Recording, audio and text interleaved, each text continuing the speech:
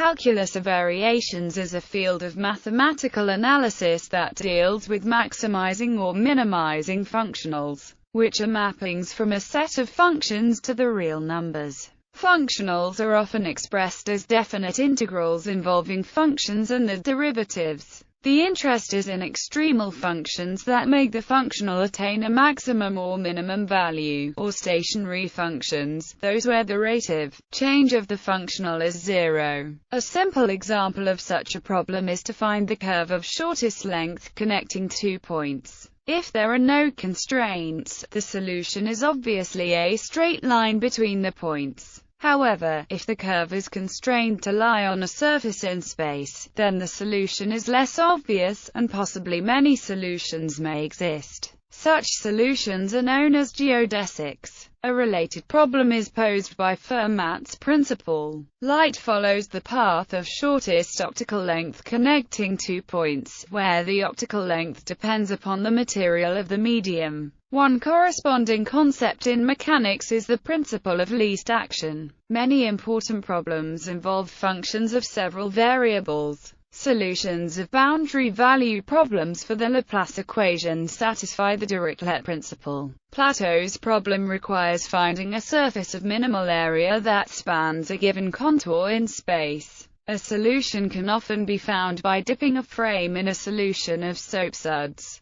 Although such experiments are relatively easy to perform, their mathematical interpretation is far from simple. There may be more than one locally minimizing surface, and they may have non-trivial topology. History. The calculus of variations may be said to begin with the Brachistochrone curve problem raised by Johann Bernoulli. It immediately occupied the attention of Jacob Bernoulli and the Marquis de l'Hôpital, but Leonhard Euler first elaborated the subject. His contributions began in 1733, and his Elementa Calculi Variationum gave to the science its name. Lagrange contributed extensively to the theory, and Legendre laid down a method, not entirely satisfactory, for the discrimination of maxima and minima. Isaac Newton and Gottfried Leibniz also gave some early attention to the subject. To this discrimination Vincenzo Brunacci, Carl Friedrich Gauss, Simeon Poisson, Mikhail Ostrogradsky, and Carl Jacobi have been among the contributors. An important general work is that of Saros, which was condensed and improved by Cauchy. Other valuable treatises and memoirs have been written by Strauch, Gellert, Otto Hess, Alfred Klesch, and Karl. But perhaps the most important work of the century is that of Weierstrass. His celebrated course on the theory is epoch-making, and it may be asserted that he was the first to place it on a firm and unquestionable foundation. The 20th and the 23rd Hilbert problem, published in 1900, encouraged further development. In the 20th century, David Hilbert, Emmy Noether, Leonid Antonelli, Henry Lebesgue and Jacques Hadamard among others made significant contributions. Marston Morse supplied calculus of variations in what is now called Morse theory. Lev Pontryagin, Ralph Rockefeller, and F. H. Clarke developed new mathematical tools for the calculus of variations in optimal control theory. The dynamic programming of Richard Bellman is an alternative to the calculus of variations. Extrema. The calculus of variations is concerned with the maxima or minima of functionals, which are collectively called extrema. A functional depends on a function, somewhat analogous to the way a function can depend on a numerical variable, and thus a functional has been described as a function of a function. Functionals have extrema with respect to the elements y of a given function space defined over a given domain. A functional j, y, is said to have an extremum at the function f if delta j equals j, y, j, f has the same sign for all y in an arbitrarily small neighborhood of f. The function f is called an extremal function or extremal. The extremum j, f, is called a maximum if delta j 0 everywhere in an arbitrarily small neighborhood of f, and a minimum if delta j 0 there. For a function space of continuous functions, extrema of corresponding functionals are called weak extrema or strong extrema. depending on whether the first derivatives of the continuous functions are respectively all continuous or not.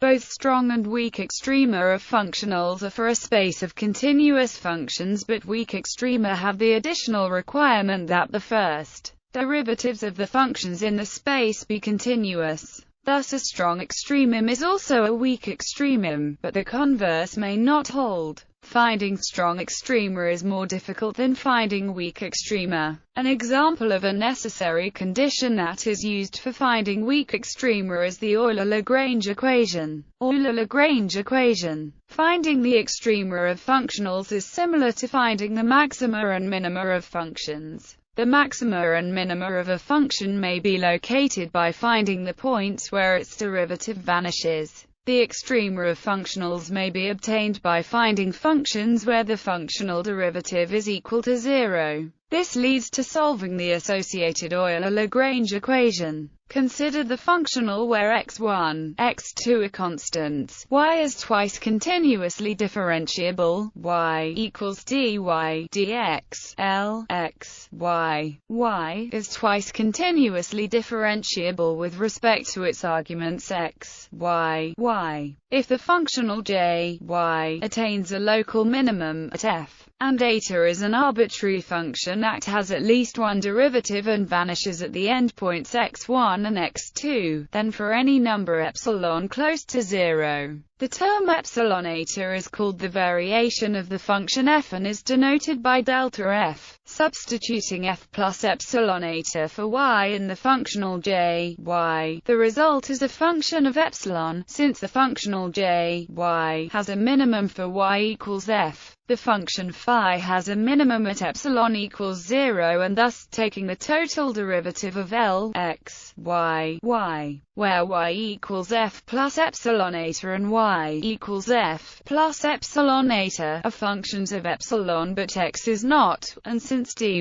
d epsilon equals eta and dy d epsilon equals eta, therefore, where L, x, y, y, L, x, f, f, when epsilon equals 0 and we have used integration by parts, the last term vanishes because eta equals 0 at x1 and x2 by definition. Also, as previously mentioned, the left side of the equation is 0, so that according to the fundamental lemma of calculus of variations, the part of the integrand in parentheses is 0, i.e., which is called the Euler-Lagrange equation. The left-hand side of this equation is called the functional derivative of j, f, and is denoted delta j, delta f. In general, this gives a second-order ordinary differential equation which can be solved to obtain the extremal function f. The Euler-Lagrange equation is a necessary, but not sufficient, condition for an extremum j, f. A sufficient condition for a minimum is given in the section Variations and sufficient condition for a minimum. Example: in order to illustrate this process, consider the problem of finding the extremal function y equals f, which is the shortest curve that connects two points and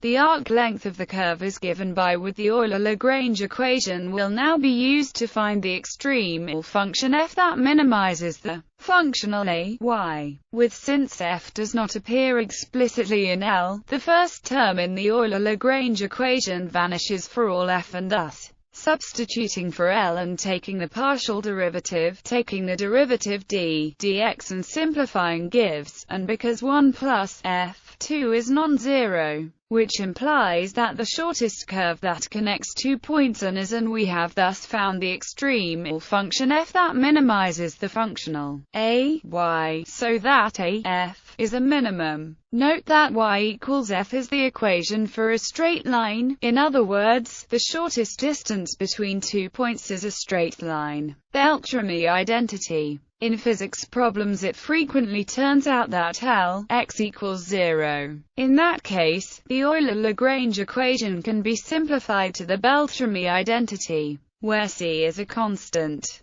The left-hand side is the Legendre transformation of L with respect to f. Dubois-Raymond's theorem. The discussion thus far has assumed that extremal functions possess two continuous derivatives. Although the existence of the integral j requires only first derivatives of trial functions, the condition that the first variation vanishes at an extremal may be regarded as a weak form of the Euler-Lagrange equation. The theorem of Dubois-Reymond asserts that this weak form implies the strong form, if L has continuous first and second derivatives with respect to all of its arguments, and if then has two continuous derivatives, and it satisfies the Euler-Lagrange equation. Lavoisier phenomenon. Hilbert was the first to give good conditions for the Euler-Lagrange equations to give a stationary solution within a convex area and a positive thrice differentiable Lagrangian. The solutions are composed of a countable collection of sections that either go along the boundary or satisfy the Euler-Lagrange equations in the interior. However, Lavoisier in 1926 showed that there are circumstances where there is no optimum solution, but one can be approached arbitrarily closely by increasing numbers of sections.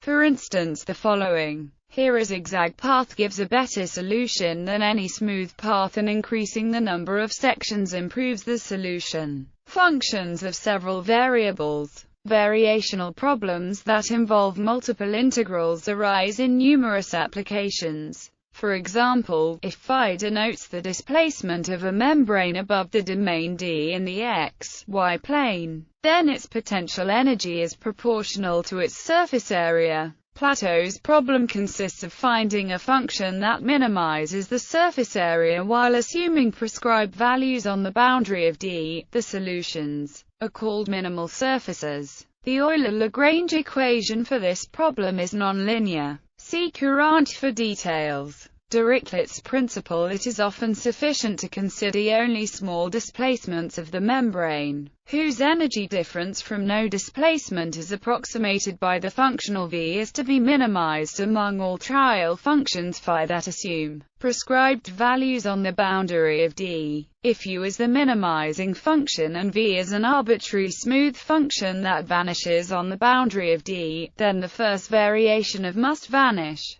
Provided that u has two derivatives, we may apply the divergence theorem to obtain where C is the boundary of D. S is arc length along C and is the normal derivative of u on C. Since v vanishes on C and the first variation vanishes, the result is for all smooth functions v that vanish on the boundary of D. The proof for the case of one-dimensional integrals may be adapted to this case to show that in D. The difficulty with this reasoning is the assumption that the minimizing function u must have two derivatives. Riemann argued that the existence of a smooth minimizing function was assured by the connection with the physical problem. Membranes do indeed assume configurations with minimal potential energy. Riemann named this idea the Dirichlet principle in honor of his teacher Peter Gustav Lejeune Dirichlet. However, Weierstrass gave an example of a variational problem with no solution. Minimize among all functions phi that satisfy and can be made arbitrarily small by choosing piecewise linear functions that make a transition between -1 and 1 in a small neighborhood of the origin. However, there is no function that makes. Eventually it was shown that Dirichlet's principle is valid, but it requires a sophisticated application of the regularity theory for elliptic partial differential equations. See Justin Lee Jost. Generalization to other boundary value problems. Aim or general expression for the potential energy of a membrane is this corresponds to an external force density in D, an external force on the boundary C, and elastic forces with modulus acting on C. The function that minimizes the potential energy with no restriction on its boundary values will be denoted by U. Provided that f and g are continuous, regularity theory implies that the minimizing function u will have two derivatives. In taking the first variation, no boundary condition need be imposed on the increment v. The first variation of is given by if we apply the divergence theorem. The result is if we first set v equals 0 on C, the boundary integral vanishes. and we conclude as before that in D. Then if we allow V to assume arbitrary boundary values, this implies that U must satisfy the boundary condition on C. Note that this boundary condition is a consequence of the minimizing property of U. It is not imposed beforehand. Such conditions are called natural boundary conditions. The preceding reasoning is not valid if vanishes identically on C. In such a case, we could allow a trial function, where C is a constant. For such a trial function, by appropriate choice of C, V can assume any value unless the quantity inside the brackets vanishes. Therefore the variational problem is meaningless unless this condition implies that net external forces on the system are in equilibrium. If these forces are in equilibrium, then the variational problem has a solution, but it is not unique, since an arbitrary constant may be added. Further details and examples are in Courant and Hilbert. Eigenvalue problems. Both one-dimensional and multi-dimensional eigenvalue problems can be formulated as variational problems. Sturm Liouville problems. The Sturm Liouville eigenvalue problem involves a general quadratic form where phi is restricted to functions that satisfy the boundary conditions. Let R be a normalization integral. The functions and are required to be everywhere positive and bounded away from zero. The primary variational problem is to minimize the ratio Q, R among all phi satisfying the endpoint conditions. It is shown below that the Euler-Lagrange equation for the minimizing U is where lambda is the quotient. It can be shown that the minimizing U has two derivatives and satisfies the Euler-Lagrange equation. The associated lambda will be denoted by it is the lowest eigenvalue for this equation and boundary conditions. The associated minimizing function will be denoted by this. Variational characterization of eigenvalues leads to the Rayleigh-Ritz method. This method is often surprisingly accurate. The next smallest eigenvalue and eigenfunction can be obtained by minimizing Q under the additional constraint. This procedure can be extended to obtain a complete sequence of eigenvalues and eigenfunctions for the problem. The variational problem also applies to more general boundary conditions. Instead of requiring that phi vanish at the endpoints, we may not impose any condition at the endpoints, and set where n are arbitrary. If we set the first variation for the ratio is where lambda is given by the ratio as previously, after integration by parts, if we first require that V vanish at the endpoints, the first variation will vanish for all such phi only if U satisfies this condition. Then the first variation will vanish for arbitrary V only if these latter conditions are the natural boundary conditions for this problem. Since they are not imposed on trial functions for the minimization, but are instead a consequence of the minimization. Eigenvalue problems in several dimensions. Eigenvalue problems in higher dimensions are defined in analogy with the one-dimensional case. For example, given a domain D with boundary B in 3 dimensions, we may define and let U be the function that minimizes the quotient with no condition prescribed. On the boundary B, the Euler-Lagrange equation satisfied by U is where the minimizing U must also satisfy the natural boundary condition on the boundary B. This result depends upon the regularity theory for elliptic partial differential equations. See Just and Lee Just for details.